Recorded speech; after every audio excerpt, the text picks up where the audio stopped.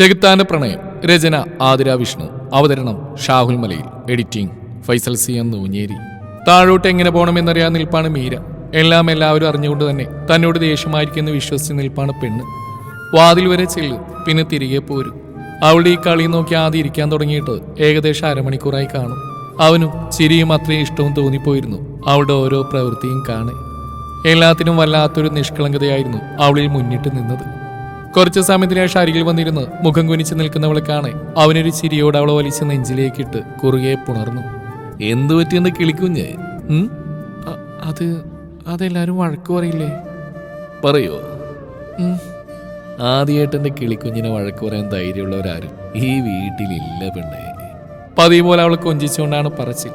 മിഴികൾ വിടർത്തി അവനെ നോക്കുന്നുണ്ട് മീര. അത്ര നേരം പ്രണയം തിങ്ങി നിറഞ്ഞ മിഴികളിൽ ഇപ്പോൾ വാത്സല്യമാണ്, സ്നേഹമാണ് നിറഞ്ഞു നിൽക്കുന്നത്. ഇങ്ങനെയൊന്നും നോക്കല് പെണ്ണേ. വിടർന്നു നിൽക്കുന്ന അധരങ്ങളിൽ മാത്രം മിഴികൾ ഉറപ്പിച്ചുകൊണ്ടാണ് അവന്റെ പറച്ചിൽ. പെണ്ണൊന്ന് ചിരിച്ചു പോയതും അവളെ ഒന്നാകെ അടക്കി പിടിച്ചുകൊണ്ട് ആ അധരങ്ങളെ ഒന്നാകെ പൊതിഞ്ഞെടുത്ത് ചുംബിച്ചവൻ. വിറച്ചുകൊണ്ടൊന്ന് പിടഞ്ഞതേയുള്ളൂ മീര. ദൃഢമായ കൈക്കുള്ളിൽ ഒതുങ്ങിപ്പോയവൾ. തീവ്രമായി, ഭ്രാന്തമായി അവളിലെ ജീവൻ പോലും കവർന്നെടുത്തുകൊണ്ടുള്ള ചുംബനം. കിതച്ചുകൊണ്ടവൾ അവന്റെ നെഞ്ചിലേക്ക് വീണതും ഒരു ചിരിയോടെ പെണ്ണിനെ തട്ടിക്കൊടുത്തവൻ. ഒട്ടും പിടിച്ചു നിൽക്കാൻ വയ്യടി. നിന്റെ ഈ നോട്ടവും ചിരിയൊക്കെ കാണുമ്പോൾ എനിക്ക് തോന്നിപ്പോകുന്നൊരു ഭ്രാന്തുണ്ടപ്പോ. ഒട്ടും നിയന്ത്രിക്കാനാവാത്തൊരു ഭ്രാന്ത്. പതിയെ പറഞ്ഞുകൊണ്ട് അവിടെ നെറുകയിലൊന്ന് ചുണ്ടുകൾ അമർത്തി വെച്ചു ആദി പറഞ്ഞു കേട്ടാൽ ആശ്വാസം തോന്നിയെങ്കിലും പെണ്ണിന്റെ പേടിയൊന്നും മാറിയിരുന്നില്ല. അതുകൊണ്ട് തന്നെ ആദി തന്നെയാണ് അവളെയും കൊണ്ട് താഴേക്ക് പോയത്. ഒരുമിച്ച് ഇറങ്ങി വരുന്നവരെ കാണെ മാധവന്റെ ഒഴിച്ച് ബാക്കിയുള്ളവരുടെ എല്ലാം മുഖം ഒരുപോലെ വിടർന്നു. ആദിക്ക് മീരയോളം ചേരുന്ന ഒരു പെൺകുട്ടിയിൽ നിന്ന് തോന്നിപ്പോയിരുന്നു. ഒരു കയ്യാൽ അവളെ നെഞ്ചിലേക്ക് പൊതിഞ്ഞു പിടിച്ചതിൽ തന്നെയുണ്ട് മീര ആദിക്ക് എത്രമാത്രം പ്രിയപ്പെട്ടതാണെന്ന്, അവന്റെ ജീവിതത്തിൽ അവളുടെ സ്ഥാനം എന്താണെന്ന്. മുഖം കുനിച്ച് അവനൊപ്പം നിൽക്കുന്നവളെ കാണെ അവളുടെ ഉള്ളിൽ എന്തായിരിക്കുമെന്ന് അവർക്കെല്ലാം മനസ്സിലായിരുന്നു. അമ്മമാരും മുത്തശ്ശിയും പരസ്പരം ഒന്ന് നോക്കി ചിരിച്ചു. അല്ലെങ്കിൽ തന്നെ നടന്നതിലൊന്നും അവിടെ തെറ്റുണ്ടായിരുന്നില്ലല്ലോ. വിവാഹത്തിന് പിന്നിലുള്ള യഥാർത്ഥ കാരണം പോലും ഇന്ന് ഈ നിമിഷം വരെ കൊച്ചിനറിയില്ല. അങ്ങനെയുള്ളവളോട് എന്തിന്റെ പേരിലാണ് ദേഷ്യം കാണിക്കുക?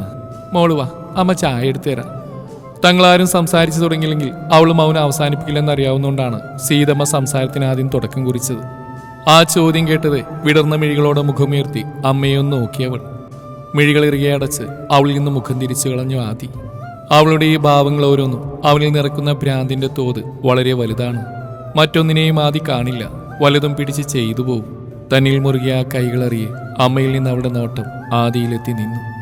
അടുത്ത നിമിഷം ചുറ്റുമുള്ള ആരെയും നോക്കാതെ അവളെ ഒന്നാകെ അടക്കി പിടിച്ചുകൊണ്ട് ആ കവിളിൽ ചുണ്ടുകൾ അമർത്തി ചുംബിച്ചവൻ. മീരപതിയെ പുഞ്ചിരിക്കുമ്പോൾ ബാക്കിയുള്ളവരെല്ലാം വാ തുറന്ന് നിൽപ്പാണ്. എന്തിനും ഏതിനും ട്രോളാൻ നിൽക്കുന്ന അജു വന്ന് മീരയുടെ മുഖത്തെ പുഞ്ചിരിയിലേക്കും ആദിയുടെ മുഖത്ത് നിർവചിക്കാനാവാത്ത ഭാവത്തിലേക്കും ഇമകൾ ചിമ്മാതെ നോക്കി നിന്നു. സത്യങ്ങളെല്ലാം അറിയുമ്പോൾ മീര ആദിയെ വിട്ടു പോകുമോ എന്നൊരു സംശയം അറിയാതെ അവനുള്ളിലൊരു ചോദ്യമായി ഉയർന്നു. ആദിയുടെ പ്രവൃത്തി അവളിൽ നാണമൊന്നും നിറക്കാത്തത് എല്ലാവരും തെല്ലൊരു അത്ഭുതത്തോടെയാണ് നോക്കി നിന്നത്. ആദിയുടെ കിളിക്കുഞ്ഞിന് മാത്രം ആ ചുംബനം അവന്റെ സ്നേഹമാണ്, പ്രണയമാണ്. അതിന്നും അവളിൽ ഒരു ചിരി മാത്രമേ നിറയ്ക്കൂ. ചെല്ല്, പോയി ചായ കുടിച്ച് മിടിക്കായിട്ട് വാ. ആദ്യം അവളോടായി പറഞ്ഞതും പെണ്ണവനെ നോക്കി തലയാട്ടി കാണിച്ചുകൊണ്ട് അമ്മയുടെ അടുത്തേക്ക് നടന്നു. മനസ്സ് നിറഞ്ഞൊരു സന്തോഷം തോന്നിപ്പോയിരുന്ന സീതാമിക്ക് അവളിലൂടെ ആദിയെ പഴയതുപോലെ തിരികെ കിട്ടുമെന്നൊരു പ്രതീക്ഷ അവരിൽ നിറഞ്ഞു. നിന്റെ തീരുമാനം എന്താണ് ആദി? സത്യം പറഞ്ഞൊക്കെ കേട്ടിട്ട് നിനക്കിതിലൊന്നും പറയാനില്ലേ? അജുവിൻ്റെയാണ് ചോദ്യം. ആദിയുടെ റൂമിന്റെ ബാൽക്കണിയിലായി നിൽപ്പാണ് ഇരുവരും. ഒന്നും സംഭവിക്കാത്ത പോലെയുള്ള ആദിയുടെ പെരുമാറ്റം അജുവിൽ ചെറുതല്ലാത്തൊരു അത്ഭുതം തീർത്തു. സത്യം പറഞ്ഞറിഞ്ഞൊന്നും അവനെ ബാധിക്കുന്ന കാര്യങ്ങളല്ലാത്ത പോലെയാണ് ആദിയുടെ നിൽപ്പ്. അവൻ മനസ്സിൽ കണ്ടിരിക്കുന്ന എന്താണെന്ന് പോലും മനസ്സിലാവുന്നില്ല. അജുവിന് അവനോട് എന്തൊക്കെയോ ചോദിക്കണമെന്ന് തോന്നി. പക്ഷേ വാക്കുകൾക്കെല്ലാം വല്ലാത്ത ക്ഷാമം ഏറിയതുപോലെ, ഇതുവരെ ഇല്ലാത്തൊരു തടസ്സം ഉണ്ടായതുപോലെ. എന്താ നിനക്കറിയേണ്ടത്? മീരമോളുടെ കാര്യം. അവളുടെ കാര്യത്തിൽ അറിയാൻ മാത്രം എന്താ ഉള്ളത്? She's my wife, my life. അവൾ എന്റെയാ. അതിൽ കൂടുതൽ നിനക്ക് എന്താണ് അറിയേണ്ടത്? അല്ലടാ, അവിടെ ബ്രദേഴ്സ്. അജു, അവൾക്ക് ആരുമില്ല, ആരും വേണ്ട. മനസ്സിലായല്ലോ നിനക്ക്? ഇത്തവണ പതിവിലൊന്നും ഉയർന്നു പോയിരുന്ന ആദിയുടെ ശബ്ദം വല്ലാത്തൊരു ഭാവം അവനിൽ നിറയുന്നു അജുവിന് മനസ്സിലായി. തീർത്തും വന്യമായ ഭാവം. നമ്മുടെ കുടുംബത്തിലുള്ളവർ അങ്ങനെ തെറ്റിയെന്ന് നിനക്ക് തോന്നുന്നുണ്ടോ ആദി? അവരാരും അറിയാതെ ഹോസ്പിറ്റലിലെ മറ്റാരെങ്കിലും ഒരു ബിസിനസ് ആകുമ്പോൾ ഇതൊക്കെ സ്വാഭാവികമാണ് അജു. ആദ്യം ഒരു ജീവനാണ് ആദി. അതിനെ തുടർന്ന് 2 കുടുംബങ്ങളാണ് ഇല്ലാതായത്. ഇത്ര നിസ്സാരമായിട്ട് നിനക്കത് പറയാനായോ? ഒന്നിനെയും കൂസാതെയുള്ള ആദിയുടെ മറുപടികൾക്ക് അറിയാതെ ചോദിച്ചു പോയിരുന്ന അജു. ആദ്യമൊന്ന് ചിരിച്ചു, പല അർത്ഥങ്ങൾ ഒളിപ്പിച്ചു വെച്ചുകൊണ്ടുള്ളൊരു പുഞ്ചിരി. ദാറ്റ്സ് ഇറ്റ് അജു, നിസ്സാരമായ ഒന്നല്ലെന്ന് നീ തന്നെ പറഞ്ഞു. അതിൽ കൂടുതൽ ഇതിന് ഞാൻ എന്തു പറയാനാ? പിന്നെ നഷ്ടപ്പെട്ടവരതിന് കാരണക്കാരെ കുറിച്ച് വ്യക്തമായി അന്വേഷിച്ച് കാണും. ഒരിക്കലും കേവലം ഒരു സംശയത്തിന് പുറത്ത് ഇത്രയും വലിയൊരു കാര്യം ആരും പറയില്ല. അതി നീ ആർക്കൊപ്പാ? നമ്മുടെ കുടുംബം. ഇവിടെ ഞാൻ വെറും ഒരു താമസക്കാരൻ മാത്രമായിട്ട് വർഷങ്ങൾ കഴിയുന്നു അജു. അതിൽ ഇനിയൊരു മാറ്റവും ഉണ്ടാവില്ല. പിന്നെ ഈ നിമിഷം വരെ ഈ ഇൻസിഡന്റുമായി എനിക്ക് യാതൊരു ബന്ധവുമില്ല. ഇതെന്നെ ബാധിക്കുന്ന കാര്യവുമല്ല. എന്നുവെച്ചാൽ നീ ഇത്... അജു പറഞ്ഞ് പൂർത്തിയാക്കുന്നതിന് മുമ്പേ ആദ്യം ഒരു ചിരിയോടെ തിരിഞ്ഞടന്നു. ആ ചിരിയുടെ പുറകിൽ അവൻ ഒളിപ്പിച്ചു വെച്ച അർത്ഥം മനസ്സിലാക്കിയതും മിഴികൾ ഇറുകെ അടച്ചുകൊണ്ട് ചുമരിലേക്ക് ചാഞ്ഞു നിന്നവൻ. ഇതുവരെ ഇതൊന്നും അവനെ ബാധിക്കുന്ന കാര്യമല്ല. എന്നാൽ നാളെ മീര അറിയുന്ന നിമിഷം, അവൾ ഇതെല്ലാം വേദനിപ്പിച്ചു തുടങ്ങുന്ന നിമിഷം, ഈ പ്രതികാരമെല്ലാം ആദിയുടെ മാത്രമായിരിക്കും. ആദി പറയാതെ പറഞ്ഞു പോയൊരു സത്യം. ഒന്നും ചെയ്യാനാവില്ല മോളെ. ആദിയുടെ അസ്ഥിക്ക് പിടിച്ചിരിക്കുക ആ പെണ്ണ്. ആദിനെ അവനിൽ നിന്ന് അകറ്റുന്ന അത്ര എളുപ്പാവില്ല. മാധവൻ റൂമിന്റെ ബാൽക്കണിലായി നിന്നുകൊണ്ടുള്ള ഫോൺ വിളിയിലാണ്. ഇപ്പുറം അയാൾ പറയുന്നെല്ലാം കേൾക്കെ നിശബ്ദമായിരുന്നു. കൊടുങ്കാറ്റിന് മുന്നേയുള്ള ശാന്തത പോലെ തോന്നി അയാൾക്ക് ആ നിമിഷത്തെ. ദയമോളെ. തെല്ലൊരു ഭയത്തോടെ അയാൾ വീണ്ടും വിളിച്ചു നോക്കിയതും വലിയൊരു ശബ്ദത്തോടെ എന്തോ വീഴുന്ന ശബ്ദം കേൾക്കെ മാധവൻ തന്റെ മിഴികൾ ഇറുകെ അടച്ചു. ആദ്യം എന്റെയാ, എന്റെ മാത്രം. വല്ലാത്തൊരു മുരൾച്ചയോടെ പറഞ്ഞുകൊണ്ട് അവൾ കോള് കട്ട് ചെയ്യുമ്പോൾ ഇനി നടക്കാൻ പോകുന്ന എന്തായിരിക്കുമെന്നോർക്കെ മാധവന്റെ മുഖത്ത് ചെറുതല്ലാത്ത ഭയം നിറഞ്ഞു. അപ്പു ഇങ്ങ് വാ. ആദിയുടെ വിളി കേട്ടതും അടുക്കളയിൽ അമ്മമാർക്കൊപ്പം ഇരിക്കുന്നവൾ ചാടി എഴുന്നേറ്റ് അവരെല്ലാം നോക്കി. മീരമോള അപ്പു എന്നാണ് വിളിക്കണേ? ആദ്യമായിട്ട് മാത്രം സുധാമ ചോദിച്ചതും മുഖം കുനിച്ച് പതിയെ പറഞ്ഞ മറുപടി ഇതാണ്. മൂവരും തെല്ലൊരു കൗതുകത്തോടെ അവളെ നോക്കി നിന്നുപോയി. ആദ്യം മാത്രമേ അങ്ങനെ വിളിക്കാവൂ എന്നുള്ള നിർബന്ധമാണ് അവൾക്കെന്ന് അവർക്ക് മനസ്സിലായിരുന്നു. തങ്ങളാരെങ്കിലും ഇനി വിളിച്ചാലോ എന്നുള്ള ഭയത്തിൽ പെണ്ണിന് അതാണ് പറയാനുണ്ടായിരുന്നത്. ചെല്ലുമോളെ, ആ വിളിക്കുന്നു. ആദി വീണ്ടും വിളിച്ചതും സീതാമ്മ പറഞ്ഞു. അത് കേൾക്കെ നിറഞ്ഞൊന്ന് പുഞ്ചിരിച്ചുകൊണ്ട് അവൾ പുറത്തേക്ക് പാഞ്ഞു. ഞാൻ പറഞ്ഞില്ലേ ഏടത്തി, നമ്മുടെ ആദിക്ക് തന്നെയാ ഈ പാവക്കുട്ടി ചേരുന്നത്. അവളെ സംരക്ഷിക്കാൻ, അവൾക്ക് കരുതൽ നൽകാനും അവനെ പോലെ ഒരാൾ തന്നെ വേണം. പോലെയല്ല സുധേ, അവൻ തന്നെ വേണമെന്ന് പറ. സുധാമ പറഞ്ഞു നിർത്തിയതും അതിനെ ചെറുതായി ഒന്ന് തിരുത്തിക്കൊണ്ടായിരുന്നു ഗീതാമ്മയുടെ മറുപടി. മൂവരും നിറഞ്ഞ മനസ്സോടെ ഒന്ന് പുഞ്ചിരിച്ചു. ഓടിത്തളർന്നു എന്റെ കിളിക്കുഞ്ഞ്. താഴോട്ടിറങ്ങാൻ തുടങ്ങിയതും ഓടി വന്നവളെ ഒന്നാകെ എടുത്തുയർത്തി നെഞ്ചിലേക്ക് ഇട്ടുകൊണ്ടാണ് അവന്റെ ചോദ്യം. മീര വെറുതെ ഒന്ന് ചിരിച്ചുകൊണ്ട് അവന്റെ മുഖത്തേക്ക് നോക്കി. ഗൗരവമേറെ നിറഞ്ഞു നിൽക്കുന്ന ആ മുഖത്ത് തന്നോടുള്ള പ്രണയം അവൾക്ക് കാണാൻ സാധിച്ചിരുന്നു. എന്താ പോറ എന്റെ പെണ്ണെ, ആദ്യം ചിരിക്കില്ലേ? പതിയാണ് ചോദ്യം. മിഴികൾ വിടർത്തിക്കൊണ്ട് അവളൊന്ന് നോക്കിപ്പോയിരുന്ന ആദി. പിന്നെ ചിരിക്കാതെ? ചിരിക്കുമല്ലോ. എന്റെ അപ്പുവിനോട് എത്ര തവണ ഞാൻ ചിരിച്ചിട്ടുണ്ടടി. വേറൊന്നും ചോദിക്കാതൊന്ന് മൂളിയവൾ. അങ്ങനെ ഒരു ചോദ്യം വന്നതിന് അത്ഭുതമാണ്. എനിക്ക് നിന്നെ കടിച്ച് തിന്നാൻ തോന്നാ പെണ്ണെ, പിന്നെ തീർന്നു പോയാലെന്ന് വെച്ചാ. ആദി പതിയെ പറഞ്ഞതും ചിരിച്ചതും അവൾ നേർത്തൊരു ചിരിയാലെ അവനെ നോക്കി. അടുത്ത നിമിഷം അവളൊന്നാകെ വാരിയെടുത്ത് തോളിലേക്കിട്ട് അവൻ അകത്തേക്ക് നടന്നു. ആദ്യം അവളുമായി റൂമിലേക്ക് കയറുന്ന കാണെ ആര്യം തന്നെ മുഷ്ടിരുട്ടി ദേഷ്യത്തോടെ തിരിഞ്ഞടന്നു. മീരയെ ഒന്നുകൂടി നെഞ്ചിലേക്ക് ചാരിയിരുത്തിക്കൊണ്ട് അവൻ അവിടെ കവിൾ ചേർത്ത് വെച്ചിരുന്നു. ബാൽക്കണിയിലാണ് രണ്ടുപേരും. ബാക്കി എല്ലാവരും ഹാളിൽ പ്രാർത്ഥനയ്ക്കായി കയറിയ നിമിഷം തന്റെ കിളിക്കുഞ്ഞിനെയും കൊണ്ട് ആദ്യം വന്നത് ഇങ്ങോട്ടാണ്. സീതാമ്മ അവളെ പ്രാർത്ഥിക്കാനായി വിളിച്ചെങ്കിലും പെണ്ണിനെ വിട്ടില്ലെന്ന് മാത്രമല്ല, എല്ലാവരെയും ദേഷ്യത്തോടെ നോയിക്കൊണ്ട് അവളെയും വലിച്ചു പോകുന്നതാണ്. അപ്പു അപ്പു അപ്പു എന്താ ആദ്യേട്ടാ?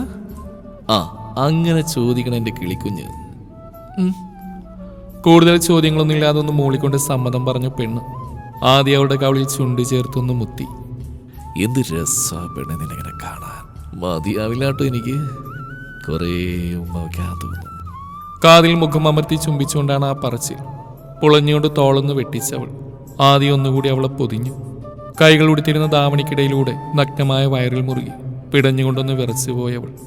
ഒരുക്കുപോലുള്ള കൈ അനുസരണയില്ലാതെ വയറിൽ ചിത്രം വരച്ചുകൊണ്ടിരുന്നു. ആദ്യേട്ടാ വിറയലോടെ ഒന്ന് വിളിച്ചതും പതിയെ മൂളിക്കൊണ്ട് അവിടെ കവിളിൽ ചുണ്ടുകൾ അമർത്തി. എന്താടാ? കവിളിൽ താടി ചേർത്തൊന്ന് ഉരസിക്കൊണ്ട് ചോദിച്ചതും ഇക്കിളി എടുത്തുകൊണ്ടൊന്ന് കുറിയവൾ. അടുത്ത നിമിഷം ആദ്യം അവളെയും കൊണ്ട് ഫ്ലോറിലേക്ക് ചാഞ്ഞു. കണ്ണു മിഴിച്ച് നോക്കി കിടക്കുവാണ് പെണ്ണ്. ആദിയുടെ മിഴികൾ പ്രണയത്തോടെ അവളിൽ അലഞ്ഞു. അവൻ്റെ ഉടലും അവളോട് ചേർന്നു. വിറച്ചുകൊണ്ട് അവൻ്റെ നെഞ്ചിൽ കൈ ചുരുട്ടി പിടിച്ചു മീര. കിളിക്കുഞ്ഞേ. എന്തോ ഒന്ന് മൂളിക്കൊണ്ടുവന്നവൾ പെട്ടെന്ന് എന്തോ ഓർത്ത പോലെ വേഗം വിളികേട്ടു. ആദ്യം ഒരു ചിരിയോടെ അവളെ നോക്കി നിന്നുപോയി. എന്തിനോ അറിയാതെ അവൻ്റെ കണ്ണു നിറഞ്ഞു. അവളിലെ നിഷ്കളങ്കത അവനിൽ വാത്സല്യത്തിനൊപ്പം പേരറിയാത്ത ഒരു നോവ് നിറച്ചു. നെറുകയിൽ ആഴത്തിലായി ചുണ്ടുകൾ അമർത്തി ചുംബിച്ചു ആദി. ഈ ചെകുത്താന്റെ കണ്ണ് നിറക്കുന്നതും അവന്റെ കിളിക്കുഞ്ഞ് മാത്രമാണ്. നെറുകയിൽ നിന്ന് മുഖമുയർത്തിയ അവന്റെ അധരങ്ങൾ അവളുടെ മുഖത്തിന്റെ ഓരോ കോണിലും അലഞ്ഞു. ചുംബിച്ചും തഴുകിയുമെല്ലാം തന്റെ പ്രണയം അവൾ അറിയിച്ചുകൊണ്ടിരുന്നു. മീരയുടെ വിരലുകൾ അവന്റെ ഇടുപ്പിലും നെഞ്ചിലുമായി മുറുകി. ഓരോ നിമിഷവും തളർന്നു പോവുകയായിരുന്നു മീര. പ്രണയത്തിന്റെ മറ്റൊരു ഭാവം അവളെ പൂർണ്ണമായും തളർത്തി. ഹൃദയം പോലും അവന്റെ കൈക്കുള്ളിൽ കിടന്ന് പിടക്കുന്ന പോലെ. കിതപ്പും ശ്വാസവും ഒരുപോലെ ഉയർന്നു. ശരീരത്തിന് തൂവലിന്റെ ഭാരം പോലും ഇല്ലാത്തൊരവസ്ഥ. ഉയരത്തിൽ നിന്നും താഴേക്ക് നോക്കുന്ന പോലെ. ഏറെ നേരത്തിന് ശേഷം ആദ്യമൊന്ന് മുഖമുയർത്തി അവൾ നോക്കിയതും കണ്ടു. മിഴികൾ പാതി കൂമ്പി അടച്ച് കിടക്കുന്നവളെ. ചുവന്നു തൊടുത്ത അധരങ്ങൾ അല്പം വിടർന്നു നിൽക്കുന്ന കണ്ടതും ആദിയുടെ ഹൃദയം ഒന്ന് ആഞ്ഞിടിച്ചു. കൊതിപ്പിക്കുകയാണോ വേണ്ടേ? അവളിൽ നിന്ന് മുഖം തിരിച്ചു മാറ്റാനാവാതെ ആദ്യ അവളുടെ അധരങ്ങളൊന്നാകെ പൊതിഞ്ഞു നുണഞ്ഞു. ഉടലൊന്നാകെ വെട്ടിവറച്ച പോലെ മീരയൊന്ന് പിടഞ്ഞു. അധരങ്ങളൊന്നാകെ അവൻ കടിച്ചു നുണഞ്ഞു. അത്രമേൽ ദാഹിച്ചതുപോലെ. അവന് വിധേയപ്പെട്ട് ആ കൈക്കുള്ളിൽ ഒതുങ്ങി നിൽപ്പാണവൾ. പ്രാണൻ പോലും അവൻ കവർന്നെടുക്കുന്ന പോലെ. ഒടുവിലെപ്പോഴോ കിതച്ചുകൊണ്ട് അകലുമ്പോൾ അവളുടെ കുഞ്ഞുമാറിലായി മുഖമമർത്തി വെച്ച് കിതച്ചവൻ. മുന്നിലേക്കൊരു പോലീസുകാരൻ നീട്ടിയ ഭക്ഷണപ്പൊതിയിലേക്ക് മിഴികൾ പായിച്ചിരുന്ന സത്യ. ആയുഷിന്റെ കസ്റ്റഡിയിൽ തന്നെയാണ് ഇപ്പോഴും അയാൾ. ഒഫീഷ്യലായിട്ട് അറസ്റ്റ് രേഖപ്പെടുത്താത്തത് കൊണ്ട് തന്നെ ഇന്റർവേഷൻ റൂമിൽ തന്നെയാണ് ഇപ്പോഴും. അഗ്നി വിളിച്ചു പറഞ്ഞതും മറ്റൊന്നും ചിന്തിക്കാതെ ആദിക്കൊപ്പം പോയതാണ് ആയുഷ്. ആ സമയം ഏട്ടനൊപ്പം നിൽക്കണമെന്ന് തോന്നിപ്പോയവന്. അതുകൊണ്ട് തന്നെ സത്യയുടെ കാര്യത്തിൽ എന്ത് ചെയ്യണമെന്നൊന്ന് ആലോചിക്കാനുള്ള ക്ഷമയൊന്നും അവനുണ്ടായിരുന്നില്ല. ഡ്യൂട്ടിയിലുണ്ടായിരുന്ന 2 പോലീസുകാരെ അയാൾക്ക് കാവൽ നിർത്തിയിട്ടാണ് ആയുഷ് പോയത്. ഭക്ഷണപ്പൊതി തുറന്നു നോക്കിയതും സത്യയുടെ നോട്ടം ആദ്യം പോയത് അതിൽ ഒളിപ്പിച്ചു വെച്ചിരിക്കുന്ന വെളുത്ത പേപ്പറിലേക്കാണ്. ഏട്ടനിന്ന് തിരിച്ചെത്തുമെങ്കിൽ എന്നിട്ട് ഞങ്ങൾ അപ്പുവിനെ കൊണ്ടുവരാൻ പോവാ. ഒരു നിമിഷം അതിൽ എഴുതിയ വരികളിലേക്ക് നിർവികാരമായി ഒന്ന് നോക്കി നിന്നയാൾ. ആൻഷാണ് അത് എഴുതിയെന്ന് അയാൾക്ക് വ്യക്തമാണ്. മീര അവർക്ക് കാണാൻ പോലും സാധിക്കുമോ എന്നുള്ള കാര്യത്തിൽ ആശങ്ക തോന്നിപ്പോയിരുന്ന സത്യയ്ക്ക്. അതിന് കാരണം ഒരുവനാണ്. അവന്റെ കണ്ണിൽ നിന്ന് താൻ നേരിട്ട് കണ്ട ഭ്രാന്താണ്. കീഴടങ്ങാനായി ഇവിടേക്ക് വരുമ്പോഴും സത്യങ്ങളെല്ലാം തുറന്നു പറയുമ്പോഴും അതിൽ നിന്ന് പ്രതീക്ഷിച്ചു പോയൊരു പ്രതികരണമുണ്ട്. എല്ലാം കേട്ട് കഴിയുമ്പോൾ അച്ഛനും മുത്തച്ഛനും ചെറിയച്ഛനും അമ്മാവനും ഉൾപ്പെടെ പ്രതിസ്ഥാനത്ത് നിൽക്കുമ്പോൾ അവനിലൊരു പതർച്ച പ്രതീക്ഷിച്ചിരുന്നു. തങ്ങളെ വെല്ലുവിളിച്ച് അവരെ സംരക്ഷിക്കുമെന്ന് പറയുന്ന ഒരുവനെ പ്രതീക്ഷിച്ചിരുന്നു. പക്ഷേ കണ്ടത് അതൊന്നും തന്നെ ബാധിക്കുന്ന കാര്യമല്ലെന്നുള്ള രീതിയിൽ ഇരിക്കുന്നവനെയാണ്. നിങ്ങളുടെ പകയും പ്രതികാരവുമെല്ലാം നിങ്ങളുടെ മാത്രം കാര്യമാണ്. അതിൽ എനിക്ക് യാതൊരു റോളുമില്ല. പക്ഷേ മീര, അവൾ എൻ്റെയാണ്, എൻ്റെ മാത്രമാണ്. തേടി വരരുത് ആരും. ഉറച്ച ശബ്ദത്തോടെ അത്രമാത്രം പറഞ്ഞുകൊണ്ട് പോകുന്നവനെ ഒരു പകപ്പോടെയല്ലാതെ സത്യക്ക് കാണാൻ സാധിക്കില്ലായിരുന്നു. പ്രണയം കൊണ്ട് ഭ്രാന്തനായ ഒരു ചെകുത്താൻ. ആദിത്യവർമ്മക്ക് സത്യം നൽകിയ വിശേഷണമാണത്. രുദ്രനും ആൻഷു എത്തുന്ന നിമിഷം, മീര അവരെ തിരിച്ചറിയുന്ന നിമിഷം ആദ്യം എങ്ങനെ പ്രതികരിക്കുമെന്നതിൽ അയാൾക്ക് വല്ലാത്തൊരു ഭയം തോന്നി. എന്ത് സംഭവിക്കുമെന്ന് ഇനി കാത്തിരുന്ന് കാണണം. ഒരു നിശ്വാസത്തോടെ ഓർത്തുകൊണ്ട് അയാൾ ആ പൊതി തുറന്ന ആഹാരം കഴിച്ചു തുടങ്ങി. താൻ കഴിക്കാനായി അത് വാങ്ങിക്കൊടുത്ത ആൻഷാവുമെന്ന് അയാൾക്കറിയാം. ആരെയൊക്കെ കൊന്നു എന്ന് പറഞ്ഞാലും സത്യക്ക് സ്നേഹവും വാത്സല്യമാണ് വാസുദേവയ്യരുടെ മക്കളോട്. സൂര്യയെപ്പോലെ സ്നേഹമാണ് അവരോടും. അവരെതിർക്കില്ല സത്യ. അവർക്ക് വേണ്ടി എന്തും ചെയ്യും, ആരെയും കൊല്ലും. തുടരും ഈ കഥയുടെ ബാക്കി ഭാഗം നാളെ ഇതേ സമയം.